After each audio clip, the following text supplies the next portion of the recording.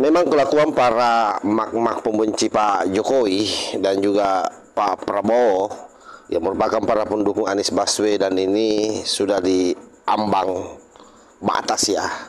Bayangkan saja kalau kemudian demonya itu sambil berteriak bahwa saya demo ini karena dibayar.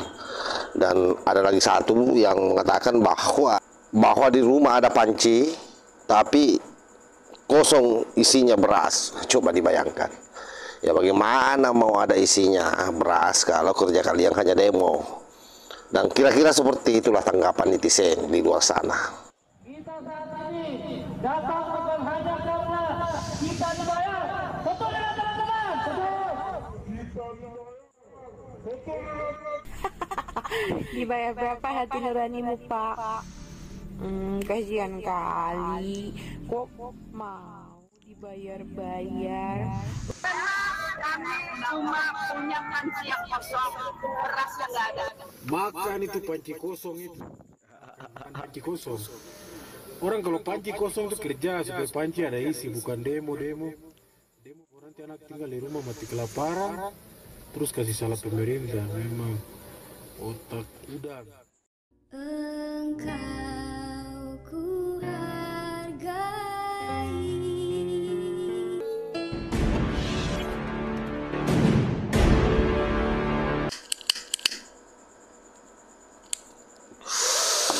Assalamualaikum warahmatullahi wabarakatuh. Om Swastiastu, Namo Buddhaya, salam kebajikan. Kembali bersama 9.0 TV dari Buta Pandita Lupi Kabupaten Bulukumba.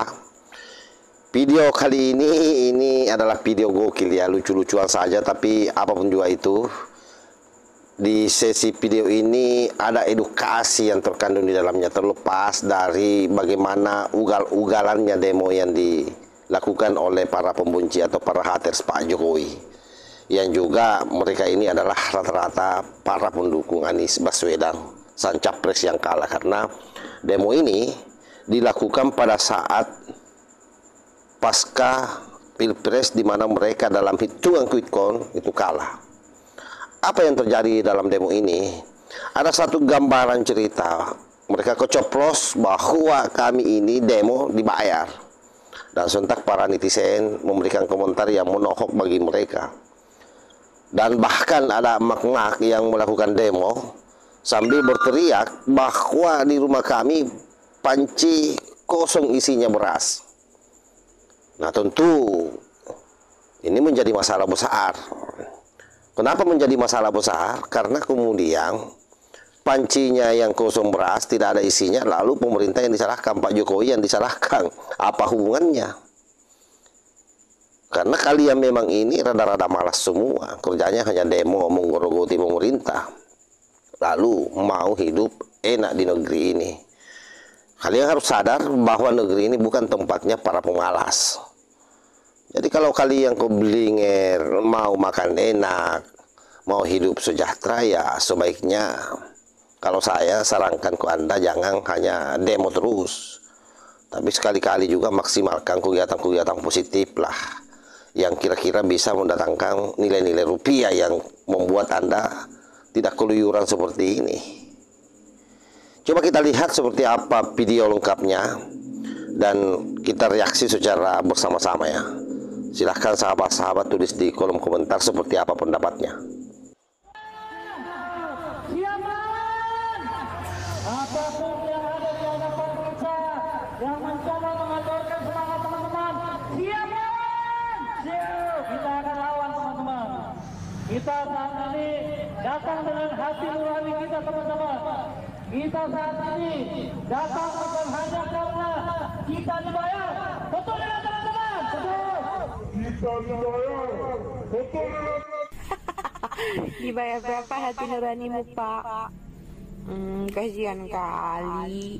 Kok mau dibayar-bayar untuk demo rusuh gak jelas? Kasihan. Miris banget. Hati nurani Anda bisa dibayar. Berapa dibayarnya, Pak? Siapa tahu saya mampu bayar. Woi, kamu demon percuma, demon. Apa yang mau kamu demonin? Prabowo sudah menang. Capek-capek aja kamu demon ya. Enak kamu pulang. Pulang, woi pulang. Tuh urusin di rumah tuh anak istri lo mau makan. Yang masih bujang tuh kasihan tuh emak lo yang lagi kuliah. Enak lo ngurusin kuliah lo daripada ngurus demon ya. Nggak ada habis-habisnya. Jangan mau lo diprovokator sama mereka, tolong. Sudah nggak pemilu, nggak ada ulang-ulangan coy ya. Kalau mau ulang pakai dana lu sendiri. Oke, kita mah sudah benang Prabowo Subianto. Kalian yang kalah pengen besi koko, pengen menang terus, jalan lu kalah aja 0103 ye terima kenyataan. Oke. Ngono demo cari ini pewakili rakyat. Demo kok wakili rakyat, kok demo beras larang kok wakili rakyat. Lah lek beras larang itu tani ku cek makmur, wong tani kaya awak-awak niki dadi wong loro desa iki tani cek makmur. Wong mari iki wis kate panen. Lah cek makmur uripe. Ngono ku kon ngomong wakili rakyat. Daripada kon niku demo-demo beras larang. Mendingan kon niku demo iku lho. Aset perampasan aset bagi yang koruptor. Iku kalau gelem demo iku, gelem kon demo cek ndek sano. Iku nang DPR cek ndek sano. Berarti awakmu wakili rakyat. Lah iki dudu wakili rakyat kon. Wakili wong koruptor, ya.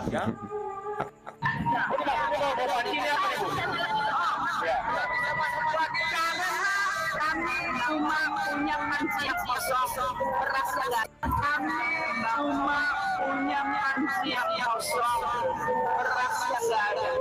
Bu, kalau panci Bu kosong, beras Ibu nggak ada di rumah, Ibu suruh suami Ibu kerja. Iya, benar sekali. Biar bisa beli beras. Masa beras Ibu yang nggak ada di rumah Pak Jokowi yang Ibu salahkan? Suami Ibu salahkan. Suruh dia kerja, biar bisa beli beras. Lucu Ibu ini.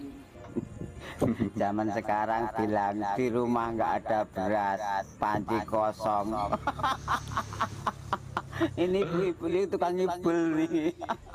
Nyebelin banget ini Pak. Aduh, parah nih Bu. Parah nih.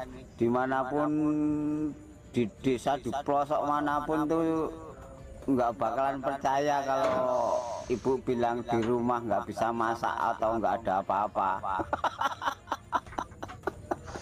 Kelihatan ngibulnya nih. Ini kelihatan ngibulnya ini. Ngibul. Ngibul apa ngibul ya? Cari perhatian. Ibu. Aduh, itu anak cucu kamu itu ketawa itu kalau lihat itu. Kami cuma punya panci yang kosong, beras enggak ada. Makan itu panci kosong itu. Panci kosong. Orang kalau panci kosong itu kerja supaya panci ada isi, bukan demo. Demo nanti anak tinggal di rumah mati kelaparan, terus kasih salah pemerintah. Oke, saya kira apa yang menjadi gambaran dari video ini adalah adanya orang-orang memang yang sepertinya sudah sangat frustasi hidup di negeri ini.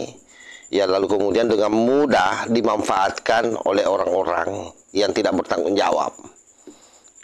Kenapa? Karena orang ini selalu bicara ideal, layaknya mendambakan satu kehidupan yang sangat layak di negeri ini, tapi kerjanya hanya membuat rusuh di negara ini, membangun provokasi di media sosial. Itulah yang terjadi selama ini, sehingga memang beberapa kali kalau kita melihat hampir seluruh demo-demo yang didorong ini, isunya semua adalah isu-isu pesanan. Isu-isu yang tidak ideal, mau melihat bangsa ini betul-betul maju. Karena kalau bicara soal urusan pilpres, lalu kemudian orang demo, ya seyogianya isunya itu tidak nyantol ke sana kemari. Ini malah kemudian menghubungkan antara beras yang tidak ada di rumah dengan Pak Jokowi. Sementara di sisi lain, di awal video itu kita lihat bagaimana ada teriakan bahwa kami dibayar. Lalu ada ibu-ibu juga demo mungkin di tempat lain itu yang mengatakan bahwa kami berjuang ini karena panci kami kosong, beras di rumah. Tidak ada isinya katanya. Nah sekali lagi karena itu kemudian kalau ibu-ibu dan bapak-bapak yang bereaksi di dalam video ini, saya kira itu sangat wajar ya. Ya mungkin juga sudah sangat resah dengan situasi-situasi yang dilakukan oleh orang-orang selama ini, yang kalau kita lihat itu terus orangnya, dan orang-orang di belakang layar juga yang memainkan ini adalah tidak jauh dari situ juga. Ya memang selama ini selalu membangun provokasi di tingkat elit. Jadi ada elit yang bekerja, kemudian ada broker di bawahnya. Broker inilah yang mencari massa-massa yang siap dibayar untuk demo. Nah, itu yang terjadi. Jadi tidak ada hal yang ideal yang dia perlihatkan ke publik. Jadi bagaimana mungkin publik bisa ikut dengan agenda yang Anda sampaikan? Karena bagi publik hari ini itu mereka jauh lebih memilih sibuk bekerja di kebun kalau dia petani, bekerja di sawah, bekerja di pertambangan menjadi karyawan, ketimbang pergi sibuk demo seperti ini, mengejar uang 35.000, uang 50.000, uang 100.000 yang sengaja dimainkan oleh para maklar-maklar kasus, maklar-maklar demo yang terhubung dengan para elit yang selama ini selalu menggaungkan provokasi di media sosial, terutama kalau itu terkait soal pilpres.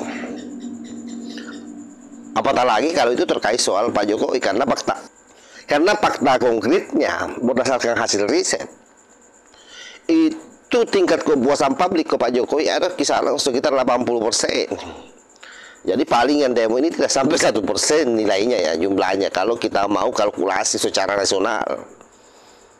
Karena luar biasa program-program pemerintah hari ini yang sampai ke bawah. Kalau ada yang mempermainkan itu adalah orang-orang lokal yang masuk di dalam struktur pemerintahan di tingkat lokal, yang memainkan bantuan dan seterusnya kalau ada misalnya terjadi.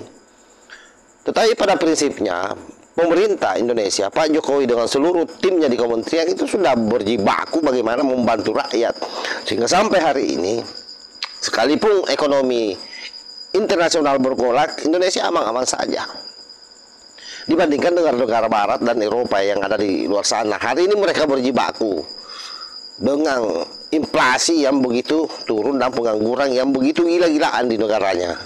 Indonesia masih aman-aman saja. Sehingga kalau kita flashback lagi ke belakang, kenapa Indonesia masuk menjadi penyelenggara di G20? Itu artinya bahwa Indonesia masuk di dalam 20 negara, daftar negara yang masih survive secara ekonomi pada level internasional. Nah, hal-hal ini mestinya membuka kesadaran di kita semua, sehingga harusnya tokoh-tokoh politik yang ada di sana jangan lagi membangun provokasi kepada para kadrung-kadrung. Memang mereka ini adalah kerjanya hanya mencari peluang melalui demonstrasi, mengumpulkan uang-uang receh dari kegiatan-kegiatan demo yang dilakukan, yang setelah itu menganggur lagi bagaimana pancinya tidak kosong. Ya saya kira begitu ya. Jadi kita fine-fine saja, kita fair-fair saja mengungkap ini semua. Walau muwafiq ila aqwamit thariq. Wassalamualaikum warahmatullahi wabarakatuh. Nusantara milik kita.